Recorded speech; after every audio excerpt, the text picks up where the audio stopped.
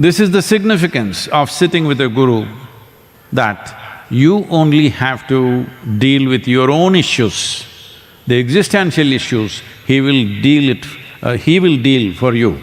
That's what it means.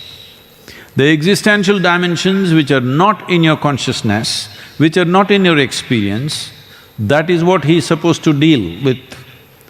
He is not here to give you psychiatric advice on a daily basis. Sadhguru, I'm feeling like this, what to do? Sadhguru, this is happening, what to do? I'm not getting along with the person in, my roommate, I can't get along, what to do? He is not here to address that. Unfortunately, he does this one.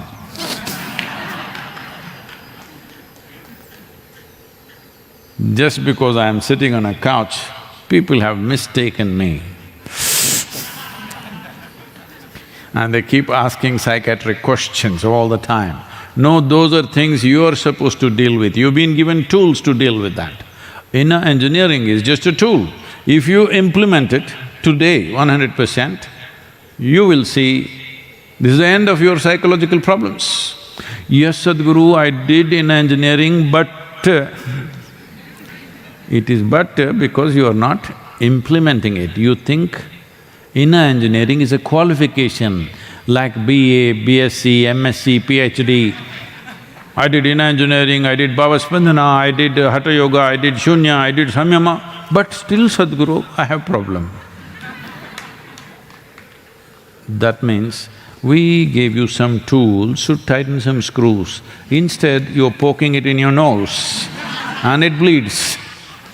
Yes. Yes, that's all that's happening.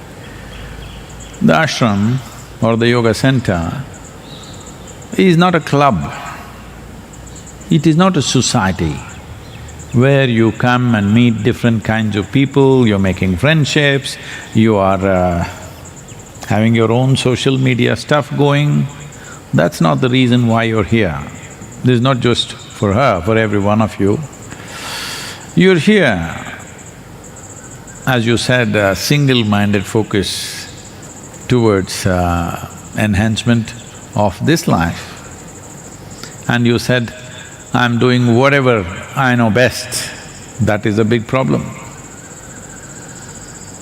I thought every aspect of how you should do your life, how you should breathe, how you should sit, how you should stand, what you should eat, what you should not eat, when, where, what, everything has been spelled out.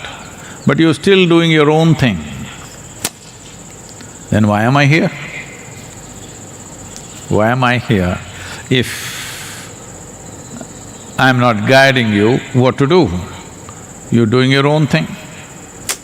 If you're doing your own thing, nothing wrong, it just takes a long time, that's all. What can be easily done will take unnecessarily long. But if you… I don't know what your horoscope says. If your horoscope says you have a 10,000-year lifespan, then you can do what you want. But if you're a normal human being who will live 80, 90, 100 years of age, then you must listen to me, because then the time that is available, I'm sure you're already 62. No, she's 30, I think.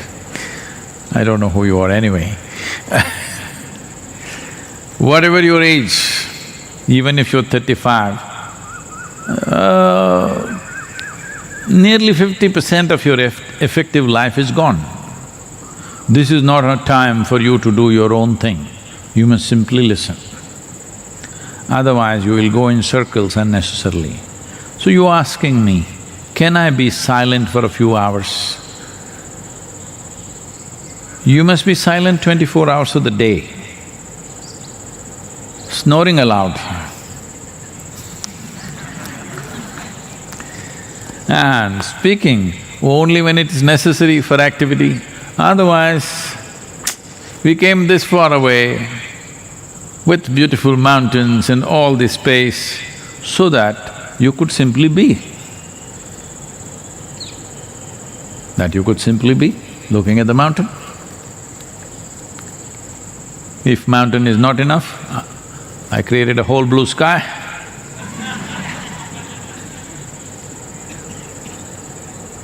You must engage with life.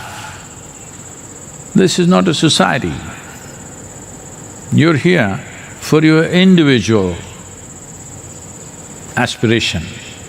You're not here to build a society. Well, we have to organize food, sleeping, this, that, a little bit of infrastructure.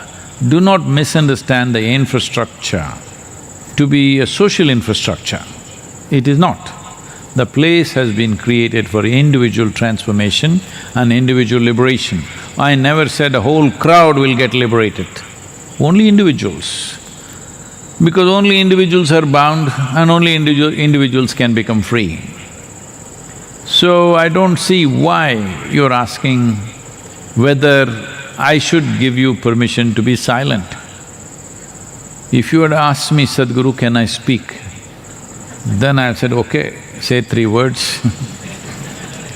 Now when you ask, can I be silent, I don't know what to say. You must be silent.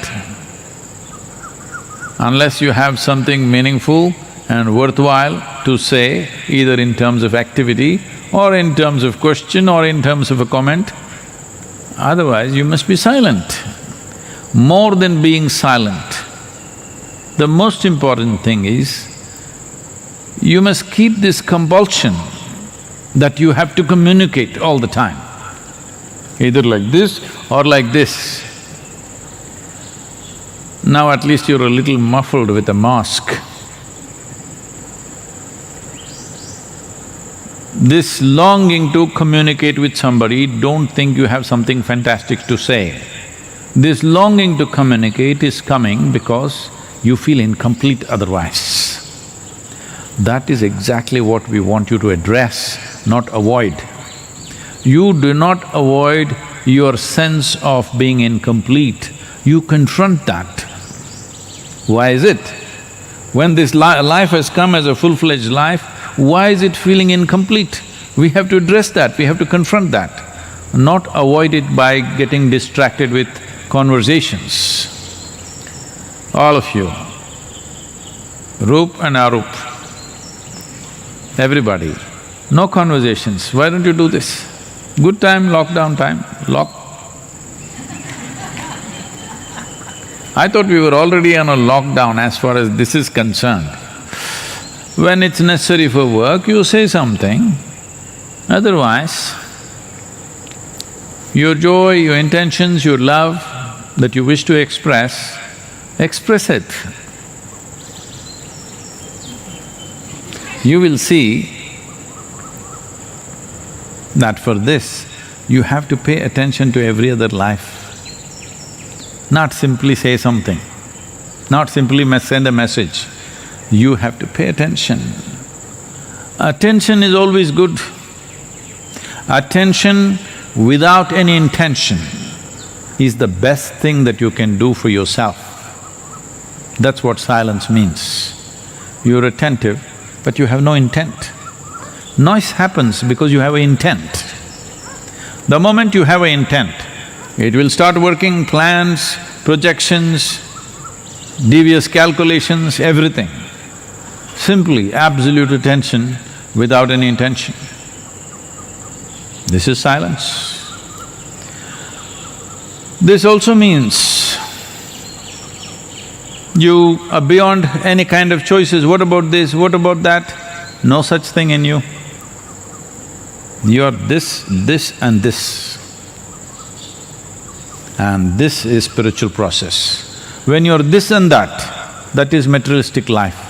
When you're this and this is spiritual process. I must tell you this, when we were doing the first wholeness program, which was for 90 days, blessed are those people who were with us, about 68 of them were with me for those 90 days.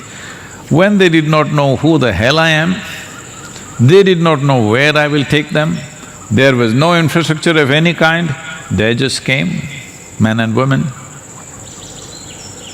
Just one burning aspiration, that's all. Well, those days I was not even nice like this, how I am to you. I'm like always burning, spitting fire.